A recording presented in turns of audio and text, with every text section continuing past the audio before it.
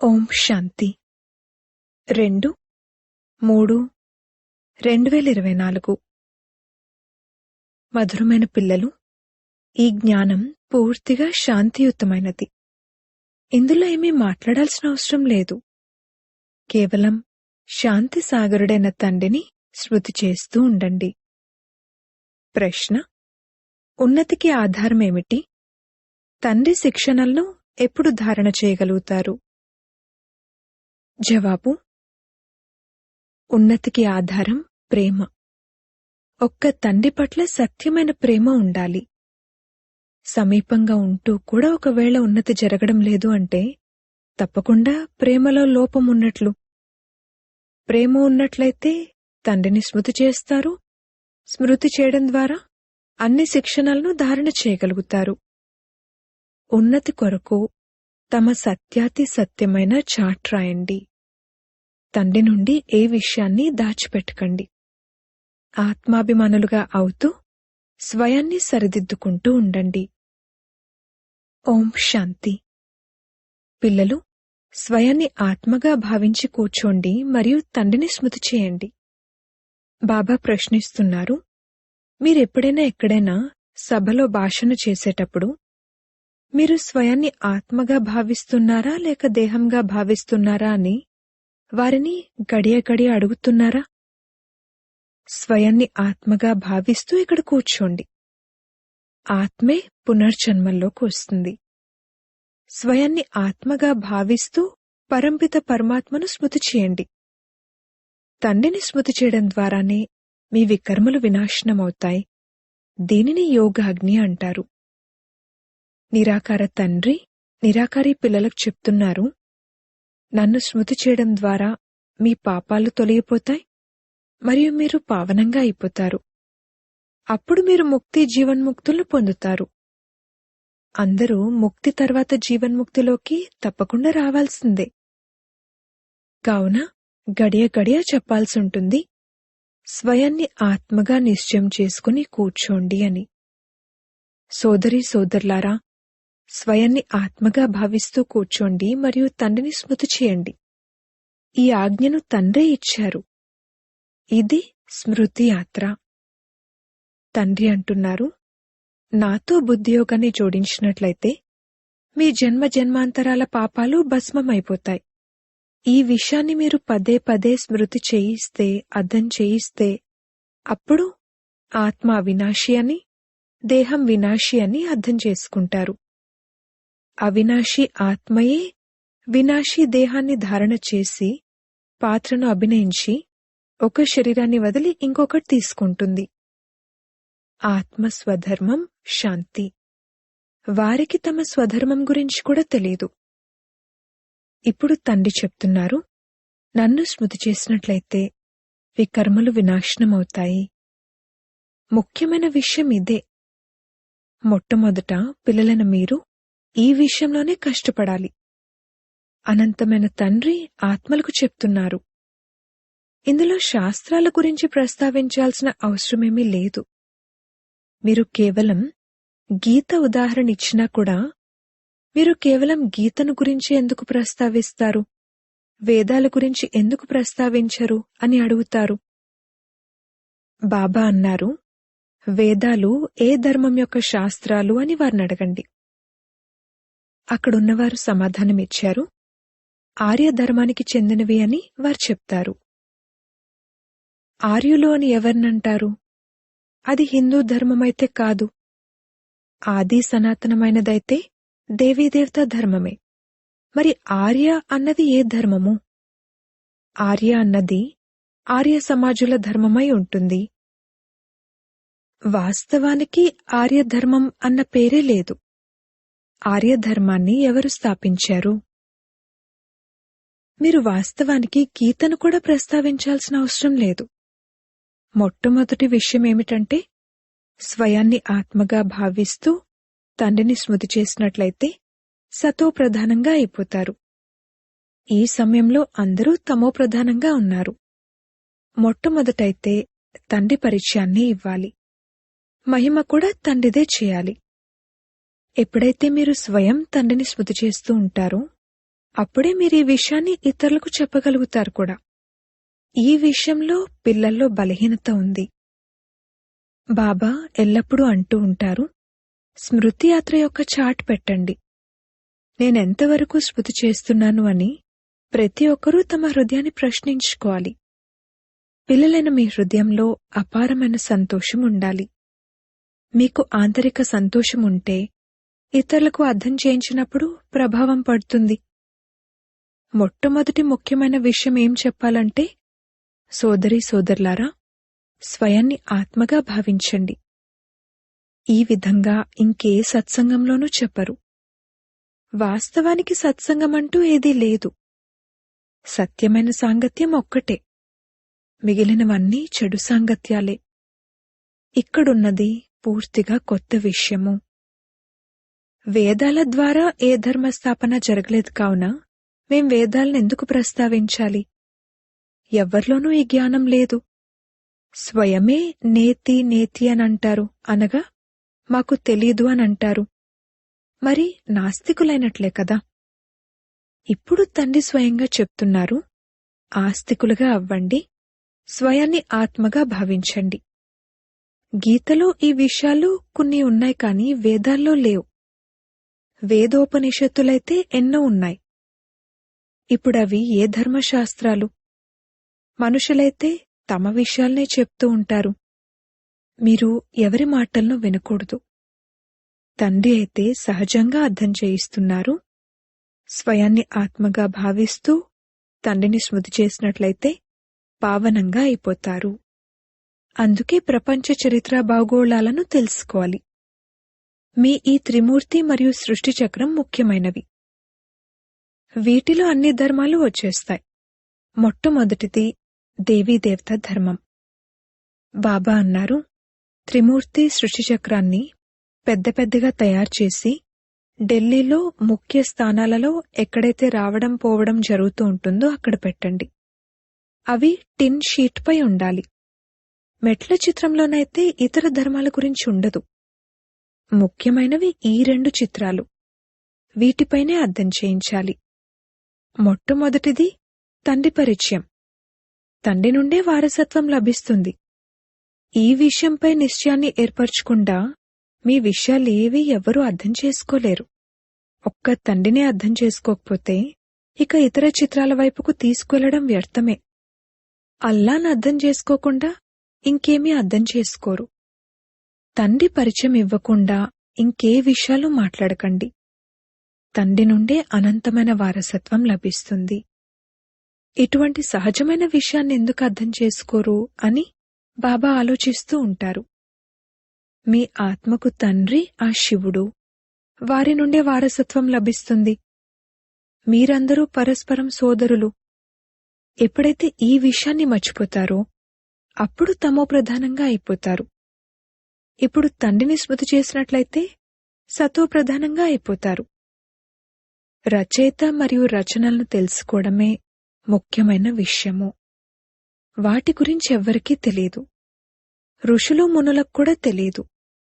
కావున మొదట తండ్రి పరిచయాన్ని ఇచ్చి అందరినీ ఆస్తికులుగా తయారుచేయాలి. తండ్రి అంటారు, నన్ను తెలుసుకోవడం ద్వారా మీరు అంతా తెలుసుకుంటారు. నన్ను తెలుసుకోకపోతే మీరు ఏమీ అర్థం చేసుకోలేరు. అనవసరంగా మీరు మీ సమయాన్ని వృధా చేసుకుంటారు. చిత్రాలు మొదలైనవేవైతే డ్రామానుసారంగా తయారయ్యాయో అవే సరైనవి. కాని మీరు ఎంతో కష్టపడినా కాని ఎవరి బుద్ధిలోనూ కూర్చోవడం లేదు. పిల్లలు అడుగుతారు, బాబా, మేం అర్థం చేయించడంలో ఏమైనా పొరపాటుందా? బాబా వెంటనే అంటారు, అవును, పొరపాటుంది. అల్లా గురించి అర్థం చేసుకోకపోతే వారిని వెంటనే రవాణా చేసేయండి. వారికి చెప్పండి, ఎప్పటివరకైతే తండ్రిని తెలుసుకోరో అప్పటి వరకు మీ బుద్ధిలో ఏమీ కూర్చోదు. మీరు కూడా దేహీ అభిమాని అవస్థలో ఉండకపోతే కనులు అశుద్ధంగానే ఉంటాయి. ఎప్పుడైతే స్వయాన్ని ఆత్మగా భావిస్తారో అప్పుడే కనులు శుద్ధంగా అవుతాయి. దేహీ అభిమానులుగా అయినట్లయితే అప్పుడిక కనులు మిమ్మల్ని మోసగించవు. దేహీ అభిమానులుగా లేకపోతే మాయ మోసగిస్తూ ఉంటుంది. అందుకే మొదట ఆత్మాభిమానులుగా అవ్వాలి. బాబా అంటారు, మీ చార్ట్ చూపించినట్లయితే తెలుస్తుంది. ఒకవేళ ఇప్పటి వరకు ఇంకా అబద్ధాలు, పాపాలు, కోపం ఉన్నట్లయితే మిమ్మల్ని మీరే సర్వనాశనం చేసుకుంటారు. బాబా చార్ట్ చూసి అర్థం చేసుకుంటారు, వీరు సత్యం రాశారా లేక అసలు దీని అర్థాన్ని కూడా అర్థం చేసుకోలేదా అని. పిల్లలందరికీ బాబా చార్ట్ రాయండి అని చెప్తారు. ఏ పిల్లలైతే యోగంలో ఉండరో వారు అంతటి సేవను కూడా చేయలేరు. పదును అంతగా నిండదు. కోట్లలో ఏ ఒక్కరో వెలువడతారు అని బాబా అంటారు. కాని మీరు స్వయమే యోగంలో ఉండకపోతే ఇక ఇతరులకెలా చెప్తారు? సన్యాసులు సుఖం కాకిరెట్టతో సమానమైనది అని అంటారు. వారు సుఖం యొక్క మాటే ప్రస్తావించరు. భక్తి అపారంగా ఉందని మీకు తెలుసు. అందులో ఎంతో శబ్దముంది. మీ జ్ఞానమైతే ఎంతో శాంతియుతమైనది. మీరు చెప్పండి, శాంతి సాగరుడైతే ఒక్క తండ్రే. స్వయాన్ని ఆత్మగా భావిస్తూ తండ్రిని స్మృతి చేయాలి. తండ్రి మన్మనాభవ అని చెప్తున్నారు. ఈ పదాన్ని కూడా ఉపయోగించకండి. హిందూస్థాన్ భాష హిందీ, మరి వేరే భాష అయిన సంస్కృతం ఎందుకు? ఇప్పుడిక ఈ భాషలన్నింటినీ విడిచిపెట్టండి. మొదట మీరు స్వయాన్ని ఆత్మగా భావించండి అని భాషణ చేయండి. స్వయాన్ని ఆత్మగా కూడా భావించలేనివారు, స్మృతి చేయలేనివారు ఎందరో ఉన్నారు. వారి నష్టాన్ని వారు అర్థం చేసుకోలేకపోతున్నారు. కళ్యాణమైతే తండ్రి స్మృతిలోనే ఉంటుంది. స్వయాన్ని ఆత్మగా భావిస్తూ తండ్రిని స్మృతి చేయండి అని ఇంకే సత్సంగంలోనూ ఈ విధంగా చెప్పరు. పిల్లలెప్పుడైనా తమ తండ్రిని ఒక స్థానంలో కూర్చుని స్మృతి చేస్తారా? లేస్తూ కూర్చుంటూ తండ్రి స్మృతి ఉండనే ఉంటుంది. ఆత్మాభిమానులుగా అయ్యే అభ్యాసం చేయాలి. మీరు చాలా చెప్తూ ఉంటారు, అంతగా చెప్పకూడదు. ముఖ్యమైన విషయం స్మృతి యాత్రకు సంబంధించింది.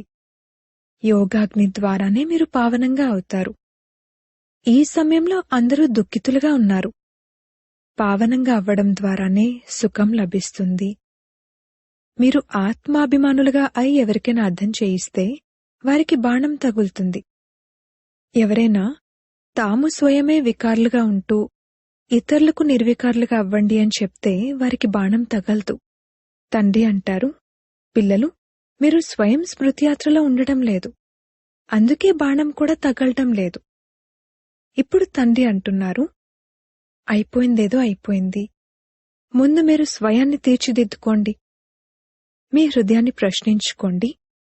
నేను స్వయాన్ని ఆత్మగా భావిస్తూ తండ్రిని ఎంతగా స్మృతి చేస్తున్నాను. ఆ తండ్రి మనల్ని విశ్వానికి యజమానులుగా తయారు చేస్తారు.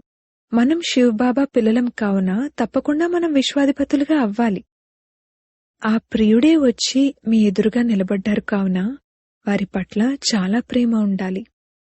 ప్రేమ అనగా స్మృతి. వివాహం జరిగిన తర్వాత స్త్రీకి తన పతి పట్ల ఎంత ప్రేమ ఉంటుంది? మీకు కూడా నిశ్చితార్థం జరిగింది, వివాహం కాదు. విష్ణుపురిలోకి వెళ్లినప్పుడు వివాహం జరుగుతుంది. మొదట శివబాబా వద్దకు వెళ్తారు, ఆ తర్వాత అత్తవారింటికి వెళ్తారు. నిశ్చితార్థపు సంతోషం ఏమైనా తక్కువ ఉంటుందా? నిశ్చితార్థం అవ్వగానే స్మృతి పక్కా అయిపోతుంది. సత్యుగంలో కూడా నిశ్చితార్థం జరుగుతుంది, కాని అక్కడెప్పుడూ నిశ్చితార్థాలు తెగిపోవు. అకాల మృత్యువులు జరగవు. అవి ఇక్కడే జరుగుతాయి. పిల్లలను మీరు కూడా గృహస్థ వ్యవహారంలో ఉంటూ పవిత్రంగా అవ్వాలి. చాలా సమీపంగా ఉన్నా కూడా అంత ఉన్నతిని పొందరు. ఎవరైతే అటువంటి ప్రేమతో వస్తారో వారి ఉన్నతి ఎంతగానో జరుగుతుంది. స్మృతే లేకపోతే ప్రేమ కూడా ఉండదు. అప్పుడు వారి శిక్షణలను కూడా ధారణ చేయలేకపోతారు. భగవాను వాచ, పిల్లలైన మీరు అందరికీ ఈ సందేశాన్నే ఇవ్వండి. కామం మహాశత్రు, అది ఆది మధ్యాంతం దుఃఖాన్ని ఇస్తుంది. మీరైతే పవిత్రంగా సత్యుగానికి యజమానులుగా ఉండేవారు. ఇప్పుడు మీరు కిందపడి అశుద్ధంగా అయిపోయారు. ఇప్పుడు ఈ అంతిమ జన్మలో మళ్లీ పవిత్రంగా అవ్వండి. కామచితిపై కూర్చునే కంకణాన్ని క్యాన్సిల్ చేయండి. పిల్లలైన మీరెప్పుడైతే యోగంలో ఉంటూ చెప్తారో అప్పుడు ఎవరి బుద్ధిలోనైనా కూర్చుంటుంది. జ్ఞానమనే ఖడ్గానికి యోగమనే పదును కావాలి. మొదటిగా ముఖ్యమైన విషయం ఒక్కటే. పిల్లలంటారు, బాబా, మేం చాలా కష్టపడుతున్నాము. అప్పుడు కష్టం మీద ఏ ఒక్కరో వెలువడుతున్నారు. బాబా అంటారు, యోగంలో ఉంటూ అర్థం చేయించండి. స్మృతియాత్ర చేసే శ్రమ చేయండి. రావణుడితో ఓడిపోయి వికారులుగా అయ్యారు. ఇప్పుడిక నిర్వికారులుగా అవ్వండి. తండ్రి స్మృతి ద్వారా మీ మనోకామనలన్నీ పూర్తవుతాయి. బాబా స్వర్గాధిపతులుగా తయారు చేస్తారు. బాబా డైరెక్షన్లైతే ఎన్నో ఇస్తారు, కానీ పిల్లలు వాటిని బాగా క్యాచ్ చేయరు. వేరే వేరే విషయాల్లోకి వెళ్ళిపోతారు. ముఖ్యంగానైతే తండ్రి సందేశాన్ని ఇవ్వండి. కాని స్వయమే స్మృతి చేయకపోతే మరి ఇతరులకెలా చెప్తారు? ఇక్కడ మోసం నడవదు. ఇతరులకు వికారాల్లోకి వెళ్ళకండి అని చెప్తూ స్వయం వెళ్తే తప్పకుండా మనసు తింటుంది. ఈ విధమైన మోసం చేసేవారు కూడా ఉన్నారు. అందుకే బాబా చెప్తున్నారు, ముఖ్యమైన విషయం అల్ఫ్, భగవంతుడు. భగవంతుణ్ణి తెలుసుకోవడం ద్వారా మీరు సర్వస్వాన్ని తెలుసుకుంటారు. భగవంతుణ్ణి తెలుసుకోకపోతే మీరు ఏమీ అర్థం చేసుకోలేరు. అచ్చా, మధురాతి మధురమైన సిక్కిలదే పిల్లలకు మాతా పితా బాప్దాదాల ప్రియస్మృతులు మరియు గుడ్ మార్నింగ్. ఆత్మిక పిల్లలకు ఆత్మిక తండ్రి నమస్తే. ధారణ కొరకు ముఖ్య సారము. మొదటి పాయింట్, ఆంతరికంగా తండ్రి స్మృతి యొక్క సంతోషంలో ఉంటూ ఇతరులకు తండ్రి పరిచయాన్ని ఇవ్వాలి.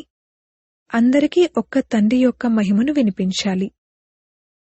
రెండవ పాయింట్, ఆత్మాభిమానులుగా అయ్యేందుకు ఎంతో ప్రాక్టీస్ చేయాలి. ఎక్కువ మాట్లాడకూడదు. గతం గతహ చేసి ముందు స్వయాన్ని సరిదిద్దుకోవాలి. స్మృతియాత్ర యొక్క సత్యమైన చాట్ పెట్టాలి. వరదానము. బ్రాహ్మణ జీవితంలో వెరైటీ అనుభూతుల ద్వారా రమణీకతను అనుభవం చేసే సంపన్న ఆత్మ భవ. జీవితంలో ప్రతి మనుష్యాత్మకు ఇష్టమైనది వెరైటీ. కావున మొత్తం రోజంతట్లో భిన్న భిన్న సంబంధాలు, భిన్న భిన్న స్వరూపాల వెరైటీని అనుభవం చేయండి. అప్పుడు ఎంతో రమణీకమైన జీవితాన్ని అనుభవం చేస్తారు. బ్రాహ్మణ జీవితం భగవంతునితో సర్వ సంబంధాలను అనుభవం చేసే సంపన్నమైన జీవితం. అందుకే ఒక్క సంబంధంలో కూడా లోటు ఉండనివ్వకండి.